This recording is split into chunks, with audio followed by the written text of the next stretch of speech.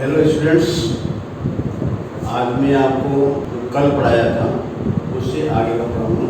मैंने कल आपको बताया था कि विद्युत क्षेत्र क्या होता है, विद्युत क्षेत्र की तीव्रता से क्या अर्थ है, विद्युत क्षेत्र को प्रदर्शित करने का क्या तरीका है।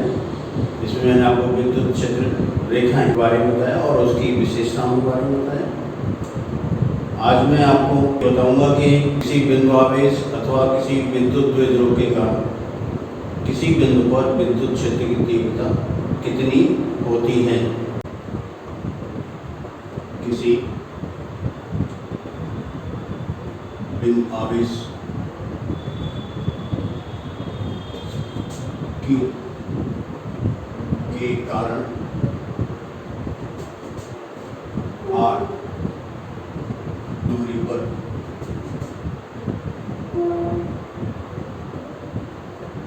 विद्युत क्षेत्र की तीव्रता।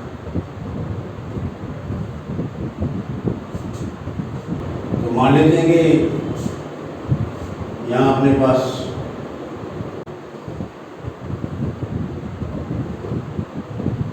एक निर्देशांक तंत्र है।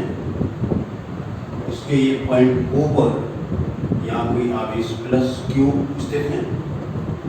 इससे R दूरी पर बिंदु P है जहाँ आपको विद्युत क्षेत्र की तीव्रता ज्ञात करनी है। तो जैसा मैंने आपको पहले बताया था कि विद्युत क्षेत्र की तीव्रता या विद्युत क्षेत्र एक सदिश राशि होती है, इसलिए यहाँ पर दिशा का ज्ञान होना जरूरी है। और दिशा ज्ञात करने के लिए हम हमेशा उस बिंदु पर एकांक परीक्षण धनावेश मानकर चलते हैं। तो मान लेते हैं कि यहाँ पर जो एक आवेश है वो है Q0। यहाँ पर विद्युत क्षेत्र की तीव्रता इस तरीके से E।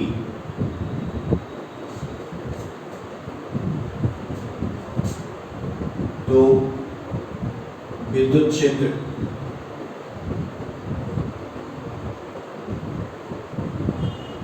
की तीव्रता E इक्वल टू, जैसा कि हम जानते हैं, F/Q0।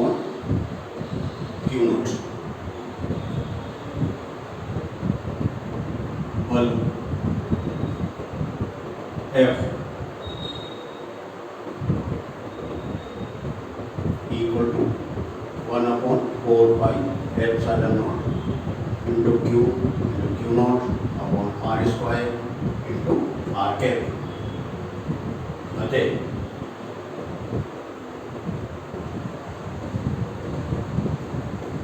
बिंदु P पर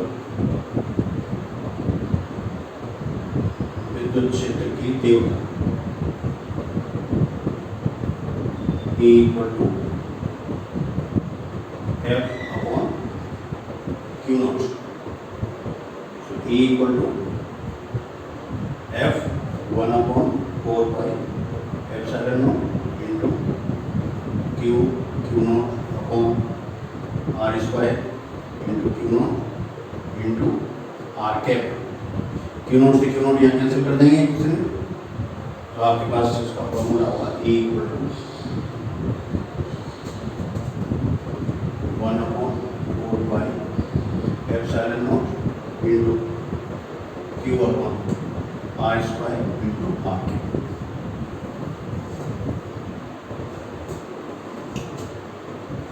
तो ये है बिंदु आवेश प्लस Q के कारण R दूरी पर स्थित बिंदु P पर विद्युत क्षेत्र की तीव्रता।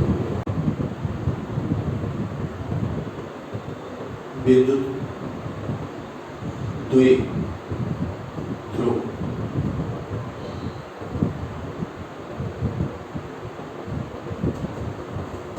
जैसा कि इसके नाम से ही स्पष्ट है, द्वि का मतलब दो, ध्रुव। अब जो ध्रुव जो शब्द है वो चुंबक के उत्तरी और दक्षिणी ध्रुव से लिया गया है। तो यहाँ पर क्या होता है, यहाँ पर विद्युत ध्रुव जो होते हैं वो आवेशित कण होते हैं, पॉजिटिव चार्ज और नेगेटिव चार्ज।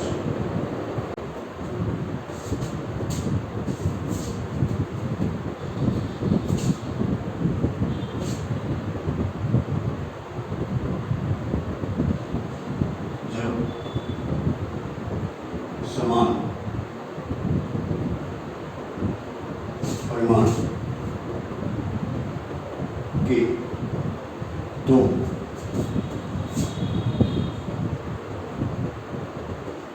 विपरीत आवेश एक दूसरे के निकट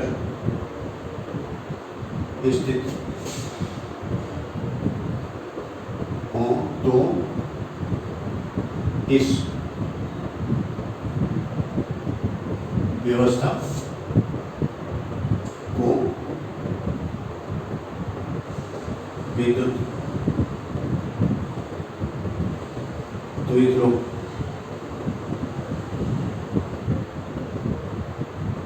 कहते हैं।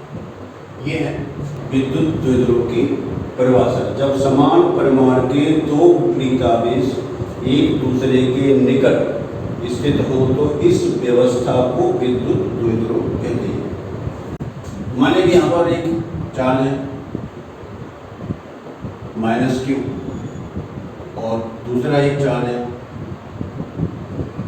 प्लस क्यू, इसको ए नाम दें, इसको बी पॉइंट। इनके बीच की दूरी 2a।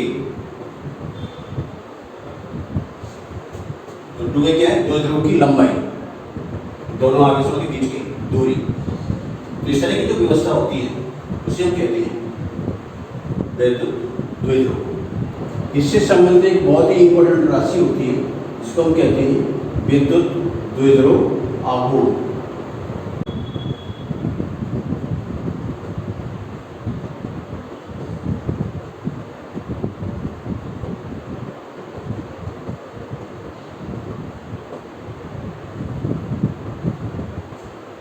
विद्युत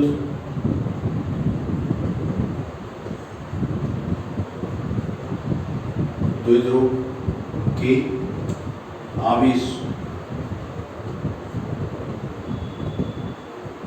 के परिमाण तथा द्विध्रुव की लंबाई के गुणनफल को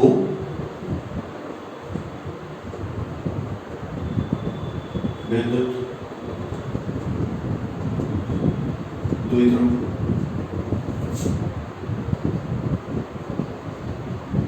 आघूर्ण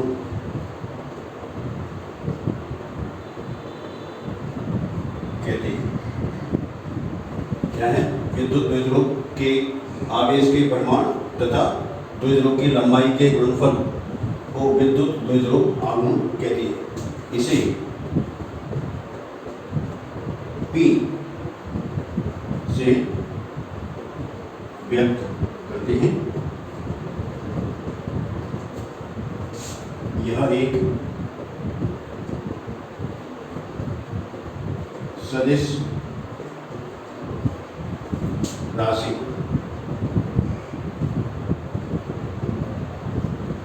होती है। P से व्यक्त करते हैं, सदिश राशि होती है। तो हम इसको कैसे लिखेंगे? P equal to Q into 2a। A पर वेक्टर लगाना है। P equal to Q into 2a।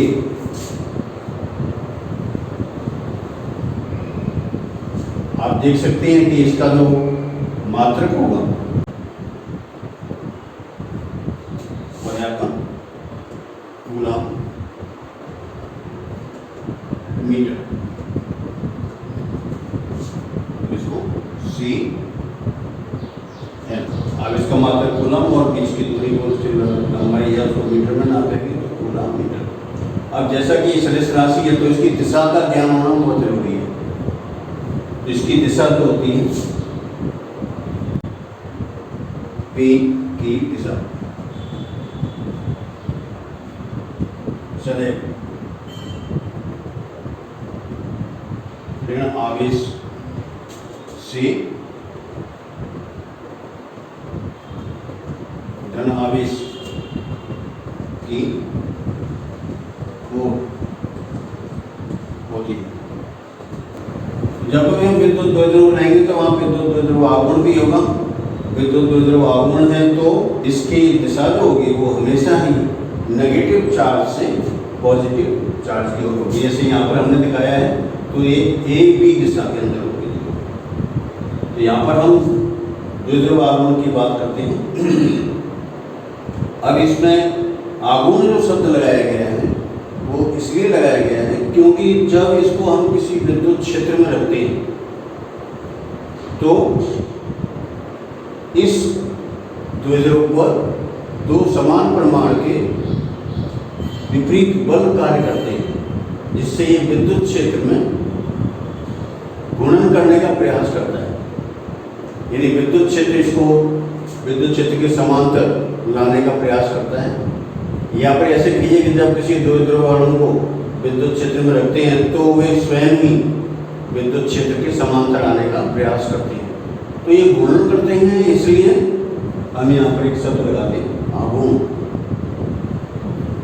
और आप देख सकते हैं क्योंकि समान परिमाण के दो विपरीत आवेश है तो अगर इनका परिणामी आवेश निकालें तो ये शून्य के बराबर होगा। अब यहाँ पर इससे आगे जो भी इसके अनुप्रयोग होंगे उसमें दूरियां हमेशा इस द्विध्रुव के केंद्रीय बिंदु से ली जाएंगी। तो द्विध्रुव की विद्युत द्विध्रुव का परिणामी आवेश इक्वल टू 0, क्योंकि एक पॉजिटिव होता है और एक नेगेटिव होता है, इसलिए इनका जो परिणामी आवेश होगा जब इसको दोनों आवेशों को जोड़ेंगे तो इसका मान शून्य के बराबर होता है। इसके उदाहरण अनेक उदाहरण हैं इसके। इसमें आपको ध्रुवीय अणु के बारे में बताया जाता है। जो भी ध्रुवीय अणु होते हैं वो सभी ये विद्युत द्विध्रुव ही कहलाते हैं। जैसे NaCl, इसको कैसे लिखते हैं? Na + Cl-, तो ये ध्रुवीय अणु है। दूसरा HCl में कैसे लिखेंगे भी? H+ और Cl-, ये भी एक ध्रुवीय अणु। इसी प्रकार से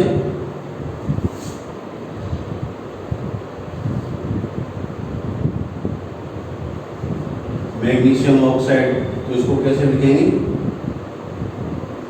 मैग्नीशियम 2+ ऑक्सीजन 2-। तो यानी कि ये भी एक ध्रुवीय अणु। तो इस प्रकार से ऐसे बहुत सारे अणु होते हैं जो कि ध्रुवीय अणु कहलाते हैं। इन अणुओं का विद्युत क्षेत्र में बहुत ही महत्वपूर्ण रोल होता है। विद्युत द्विध्रुव के कारण विद्युत क्षेत्र की तीव्रता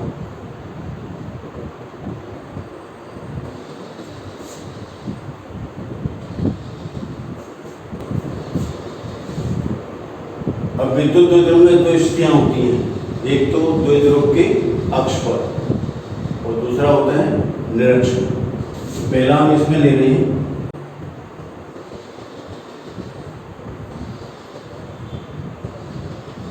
विद्युत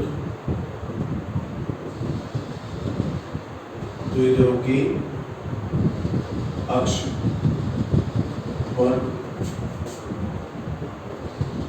विद्युत क्षेत्र की तीव्रता। तो मान लिया कि अपने पास यहाँ पर एक आवेश है -q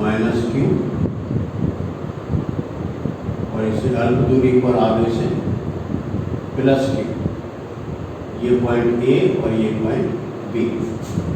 इसका अक्ष इस तरीके से, ये इसका अक्ष। यहाँ पर हम मान लेते हैं कि पॉइंट P होता है, पॉइंट P। ये द्विध्रुव का केंद्रीय बिंदु जिसको हम O मान के चलते हैं, तो इनके बीच की दूरी ये है 2a, आवेशों के बीच की दूरी। O से P तक की दूरी ये r के बराबर, यानी OP ये इक्वल टू r। अब आप देख सकते हैं कि हमने यहाँ पर मध्य बिंदु लिया हुआ है, इसका मतलब यह है कि यहाँ से यहाँ तक की दूरी a के बराबर होगी और A से O तक की दूरी भी a के बराबर होगी। तो ये इसमें जो डिस्टेंस होगी ये a, और ये भी इसमें डिस्टेंस है, ये भी a। तो स्पष्ट है कि भाई यहाँ पर जो विद्युत क्षेत्र होगा बिंदु P पर, वो इन दोनों ही आवेशों के कारण होगा।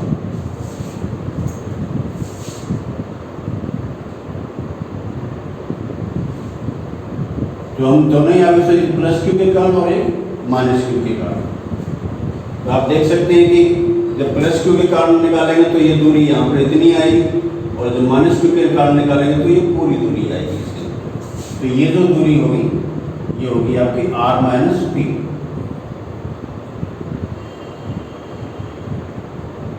r माइनस पी, और यहाँ से यहाँ तक की दूरी लेंगे तो ये होगी r प्लस ए।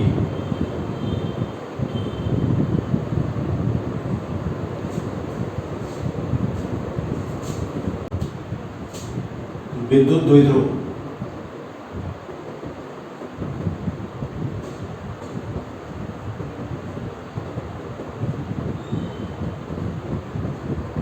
AB की लंबाई इक्वल टू 2b।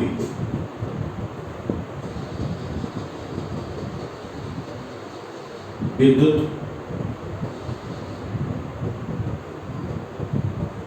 द्विध्रुव के केंद्र, ठीक है, केंद्र P है तो मध्य बिंदु P, केंद्र O से P की दूरी यानी कि OP ये इक्वल टू r। तो पहले प्लस क्यू आवेश, प्लस क्यू आवेश के कारण बिंदु P पर विद्युत क्षेत्र की तीव्रता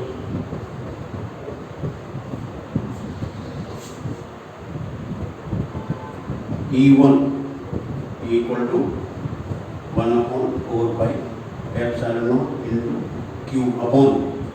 अब प्लस क्यू आवेश से जो दूरी है यहाँ से यहाँ तक की वो r माइनस a के बराबर है, तो ये हो जाएगा r माइनस a का होल स्क्वायर।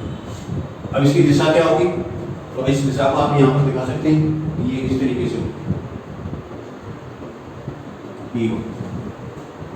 यानी कि B की दिशा में, B की दिशा माइनस क्यू आवेश के कारण बिंदु P पर विद्युत क्षेत्र की तीव्रता E2 equal to 1/4 pi epsilon naught into Q upon. अब यहाँ से जो इसकी दूरी है वो इतनी है r प्लस a, यानी कि r प्लस a इसका होल स्क्वायर। अब इसकी डायरेक्शन क्या होगी, क्योंकि नेगेटिव चार्ज है, तो नेगेटिव चार्ज के कारण जो विद्युत क्षेत्र की तीव्रता होगी वो इस तरीके से E2। तो यानी कि इसकी जो दिशा होगी वो PA डायरेक्शन, PA। तो चित्र में देख रहे हैं कि दोनों ही विद्युत क्षेत्र एक दूसरे के विपरीत हैं, और आप यहाँ पर भी देख रहे हैं ये जो फॉर्मूले लिखे हुए हैं इसमें r माइनस a टर्म आ रहा है, इसमें r प्लस a टर्म आ रहा है। तो निश्चित रूप से इसमें E1 का मान E2 से ज़्यादा है। तो परिणामी विद्युत क्षेत्र ज्ञात करने के लिए हम E1 में से E2 को घटा देंगे, क्योंकि एक ही रेखा में काम कर रहे हैं तो ये इनकी सीधा ही इनको घटाना है।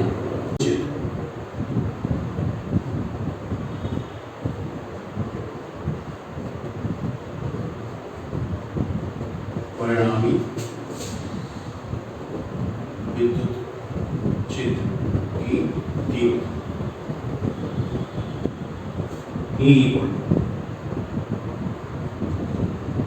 E1 माइनस E2, क्योंकि यहाँ पर जो E1 है इसका मान ज़्यादा है E2 से।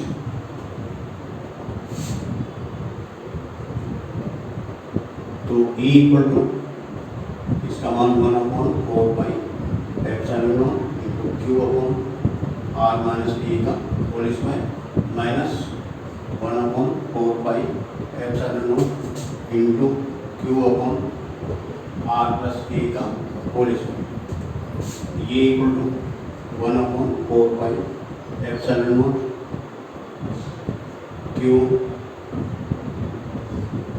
इंटू 1/R माइनस A का whole square minus 1/R plus A का होल स्क्वायर। ये equal to Q upon 4 pi epsilon naught into R plus A का whole square minus R minus A का whole square upon R plus A का whole square into R minus A का whole square. तो ये आपने 10th class में ही पढ़ा होगा कि A प्लस B का whole square minus A minus B का होल स्क्वायर, इसकी वैल्यू होती है 4AR। इनको दोनों को मल्टीप्लाई कर देंगे तो ये R square minus A square का होल स्क्वायर। तो ये equal to Q upon 4 pi epsilon naught into 4AR upon R square minus A square का होल स्क्वायर। अब यहाँ पर जो विद्युत जो आगमन होता है वो राशि यहाँ पर आ जाती है, क्योंकि Q भी आ रहा है और यहाँ पर आ रहा है, पूरे में से 2 इसके साथ में कर देंगे तो इसको हम लिख सकते हैं E equal to 1/4 pi epsilon naught into 2PR upon R square minus A square का होल स्क्वायर, जहाँ P equal to Q into 2A विद्युत द्विध्रुव आघूर्ण, विद्युत द्विध्रुव आघूर्ण। ये तो है इसका जनरल फॉर्मूला, सामान्य फॉर्मूला इसका ये होता है। अब इसमें कंडीशन लगा दें कि मान लो कि सपोज करो कि भाई ये पॉइंट प्रेक्षण बिंदु P बहुत दूर होता है, तो उसी स्थिति में इस विद्युत क्षेत्र का मान कितना होगा? यदि R very very greater than A, इसका मतलब है प्रेक्षण बिंदु बहुत दूर है, अर्थात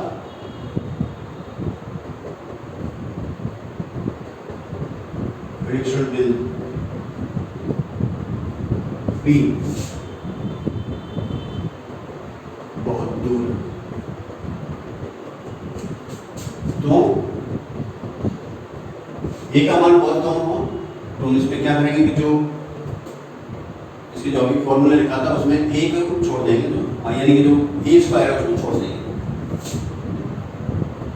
E equal to 1/4 pi epsilon naught into 2PR upon R square का होल स्क्वायर। सो ये equal to 1/4 pi epsilon naught into 2P upon RQ, ये इक्वल टू B। तो इसमें से R घातांक 4 आएगा, उसमें से ये कैंसिल होकर भी RQ ले जाएगा। तो आप यहाँ देख सकते हैं कि विद्युत क्षेत्र की तीव्रता द्विध्रुव के द्विध्रुव आघूर्ण पर निर्भर करती है और इसके दूरी पर निर्भर करती है।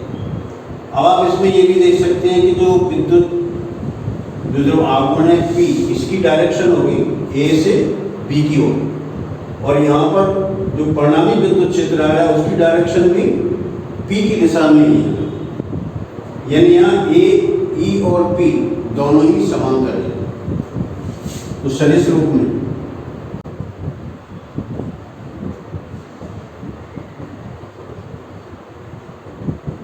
Vector E equal to 1/4 pi epsilon naught into 2P upon 8। तो यहाँ पर दो चीजें, number 1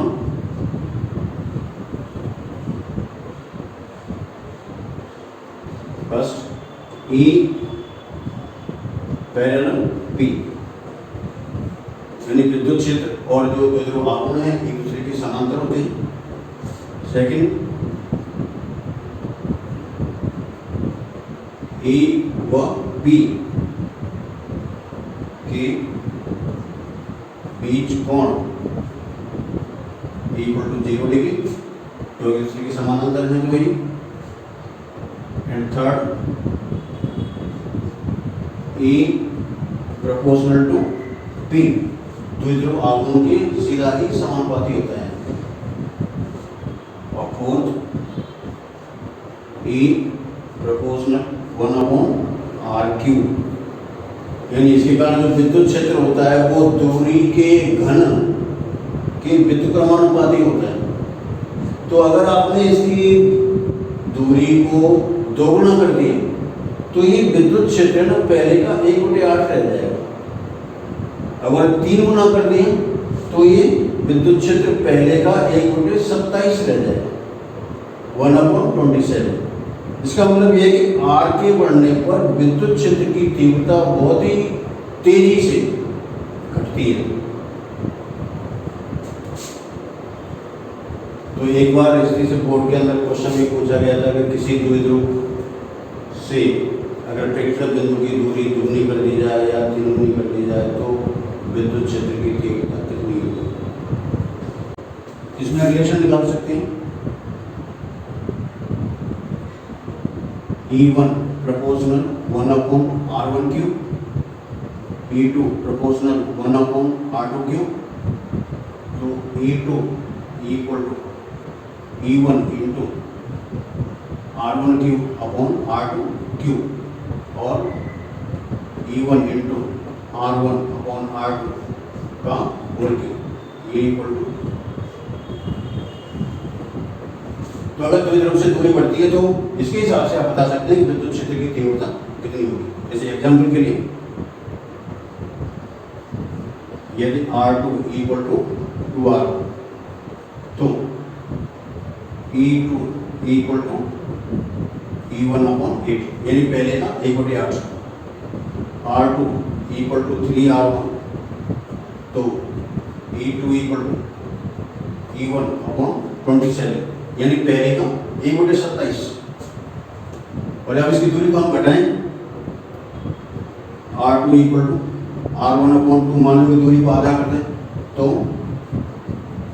E2 equal to 8, E1 यानी पहले का ठीक 8 गुना हो जाएगा। और अगर R2 इक्वल टू R1/3, 1/3 कर दें दूरी तो E2 इक्वल टू 27, E1 पहले का 27 गुना। तो आप देख सकते हैं कि दूरी बढ़ने पर विद्युत क्षेत्र तीव्रता जो तेजी से घटती है, और जब दूरी घटती है तो विद्युत क्षेत्र की तीव्रता तेजी से बढ़ती है। तो ये तो मैंने आपको बताया कि विद्युत द्विध्रुव के अक्ष पर विद्युत क्षेत्र की तीव्रता कितनी होगी। अब हम लेते हैं सेकंड पार्ट इसका।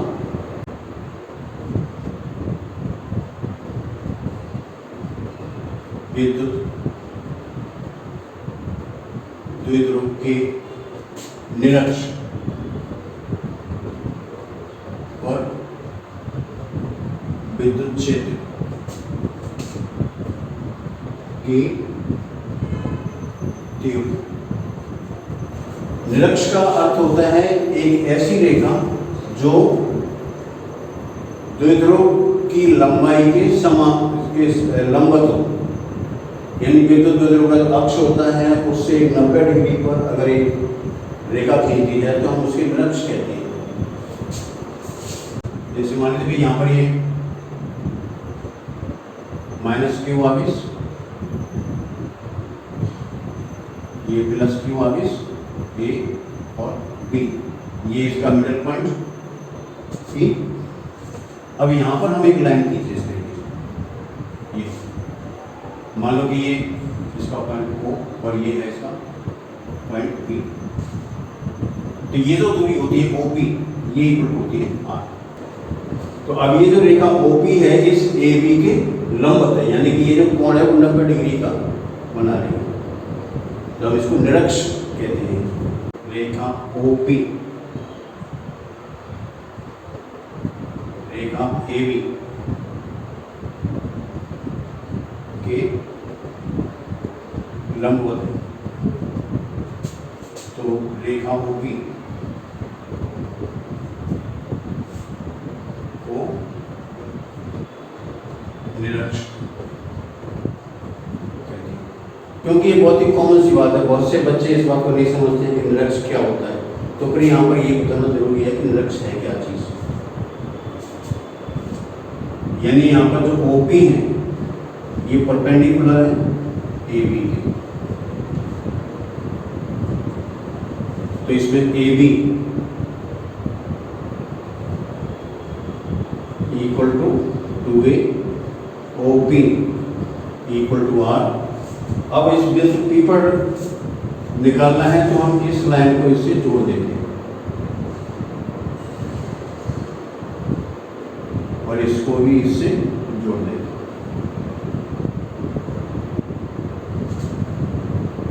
तो यहाँ विद्युत क्षेत्र इसके कारण भी होगा और इसके कारण भी होगा।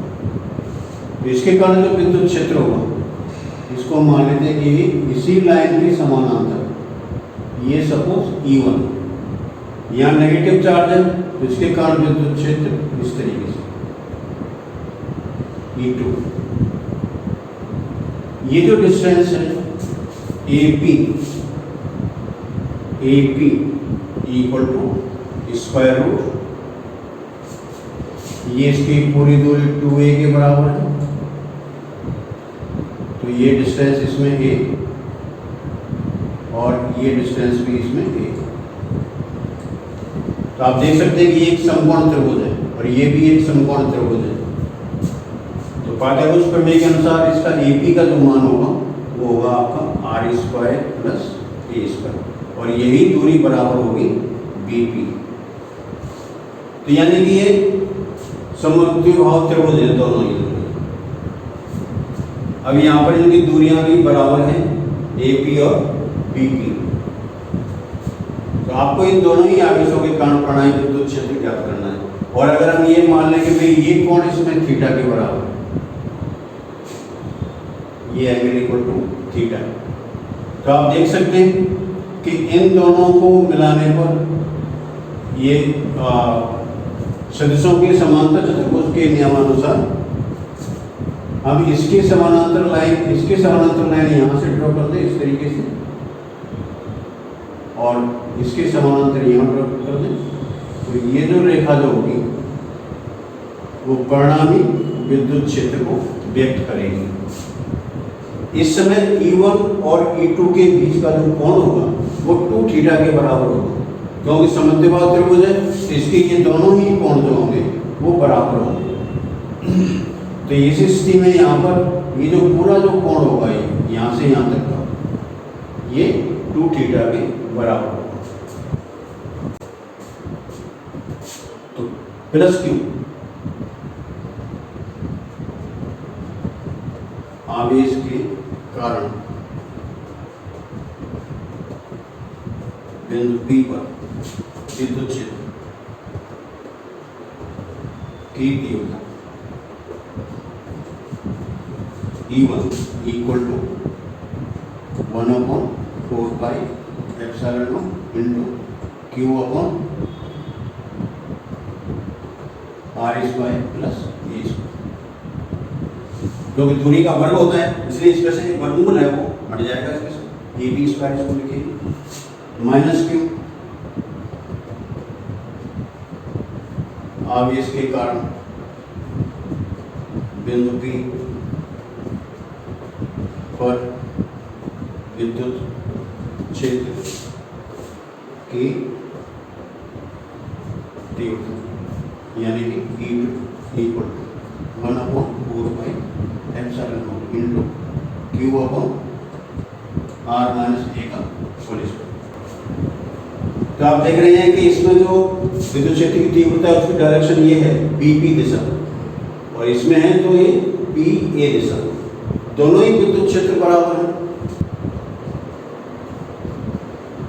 क्योंकि E1 इक्वल टू E2 दोनों बराबर हैं, और हम इसको मान लेते हैं कि ये E डैश के बराबर होता है, इक्वल टू E डैश, ये हम मान लेते हैं चित्रानुसार।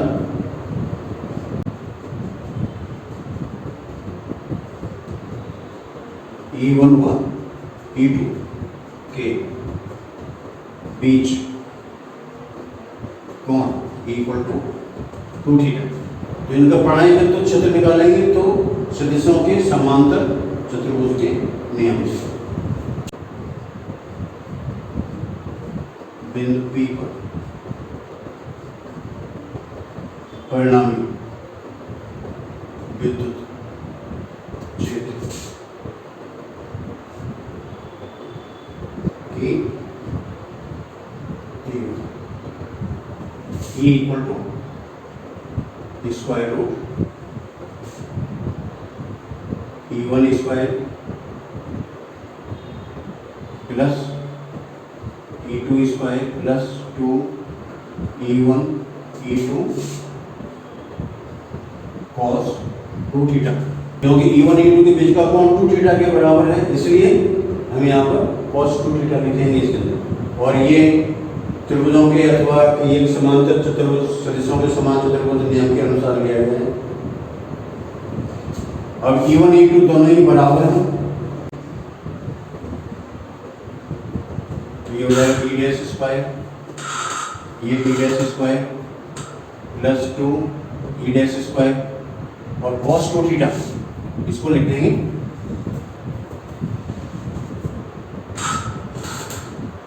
2 cos square theta minus 1। E dash square दोनों में से कॉमन ले लेंगे, E डैश स्क्वायर, तो यहाँ पर एक 1 plus 1 plus 2 into 2 cos square theta minus 1। So ये इक्वल टू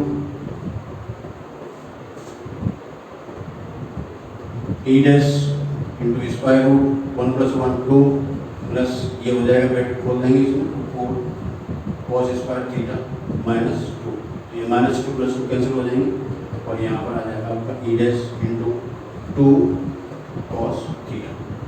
ये इक्वल टू E डैश का मान रखते हैं, पर इनका मान रखते हैं तो E डैश का मान 1/4πε0 into Q/R square plus A square into 2 cos theta. cos theta में हम इसी एक त्रिभुज का यूज करेंगे, किसी भी एक त्रिभुज का यूज करेंगे। तो cos थीटा बराबर आधार बटे लंब होता है, तो ये A upon square root R square plus A square. तो cos theta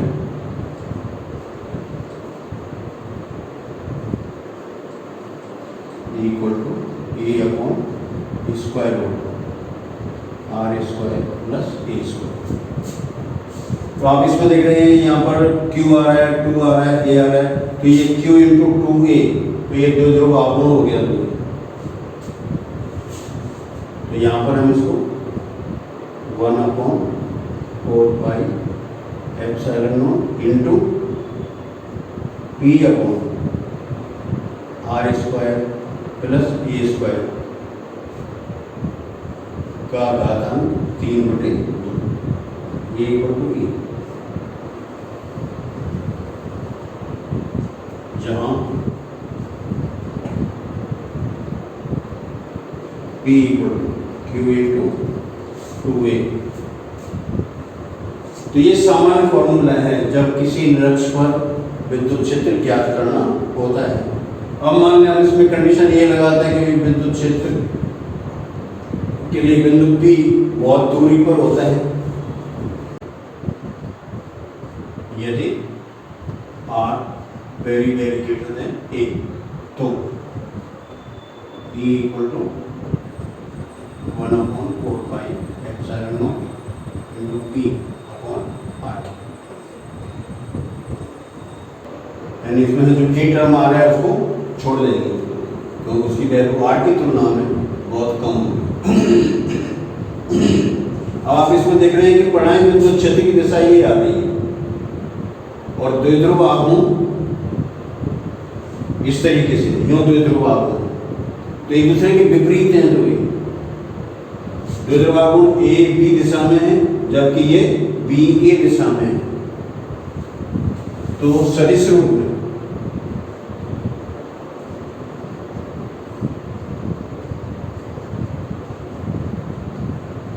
E equal to -1/4 pi epsilon naught into P upon R। Minus चिन्ह क्यों लगाया? क्योंकि E P के विपरीत है, विपरीत। तो इसमें आप देख सकते हैं नंबर 1 E समांतर P, समांतर तो है लेकिन ये विपरीत है, इसलिए इनके बीच का कोण E व P के बीच कोण इक्वल टू 180 डिग्री, विपरीत होने के कारण। आप इसमें ये भी देख रहे हैं कि E प्रोपोर्शनल टू P द्विध्रुव आघूर्ण के समानुपाती होता है, और चौथा E प्रोपोर्शनल 1/r3 दूरी के घन के व्युत्क्रमानुपाती। तो जैसा मैंने आपको इसमें पहले बताया था उसी प्रकार से इसमें विद्युत क्षेत्र की गणना कर सकते हैं R के भिन्न भिन्न मान के लिए। इस तरीके से ये अक्ष और निरक्ष पर इसमें डिफरेंस ये है कि भाई वहाँ पर कोण जो होता है E और P के बीच में 0 डिग्री होता है, तो यहाँ पर 180 डिग्री, ठीक है। तो ये है द्विध्रुव के निरक्ष पर विद्युत क्षेत्र की तीव्रता। अब मान लो कि एक ही विद्युत द्विध्रुव दिया हुआ है और प्रेक्षण बिंदु की दूरी अक्ष और निरक्ष पर समान होती है, तो विद्युत क्षेत्र में क्या संबंध हो सकता है? किसी विद्युत द्विध्रुव के r दूरी पर विद्युत क्षेत्र तीव्रता में संबंध।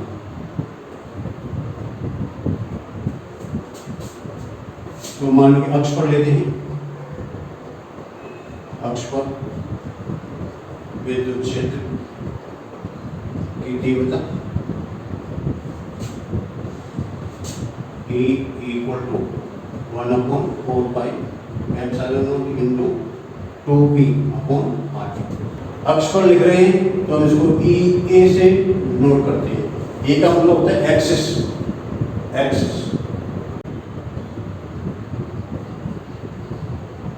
निरक्ष पर विद्युत क्षेत्र की तीव्रता जिसको हम EB से नोट करते हैं 1/4 pi epsilon naught into P upon R।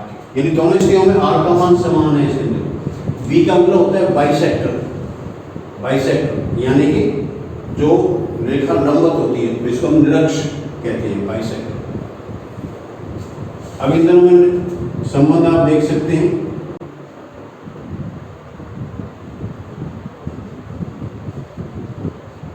स्पष्ट है कि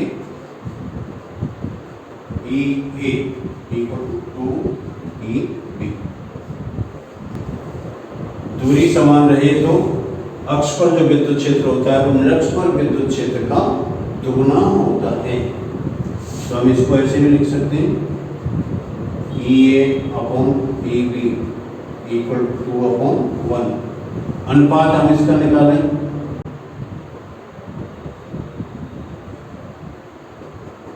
EA अनुपात EB = 2:1। तो ये है किसी द्विध्रुव के कारण r दूरी पर विद्युत क्षेत्र की तीव्रता में संबंध, जबकि अक्ष पर और निरक्ष पर। तो इस तरह आज मैंने आपको ये बताया इस लेक्चर में कि विद्युत क्षेत्र की तीव्रता किसी बिंदु आवेश के कारण और विद्युत द्विध्रुव के कारण अक्ष और निरक्ष पर कितनी कितनी होती है और उसमें आपस में क्या संबंध होता है। ये आज के लेक्चर में आपको जो ये लेक्चर है, आप इसको लाइक करें, सब्सक्राइब करें और इसको शेयर करें। अगला जो लेक्चर होगा उसमें मैं आपको बताऊंगा गाउस का नियम, बहुत ही इम्पोर्टेंट है, और इस गाउस के नियम की अनुप्रयोग, एप्लीकेशंस।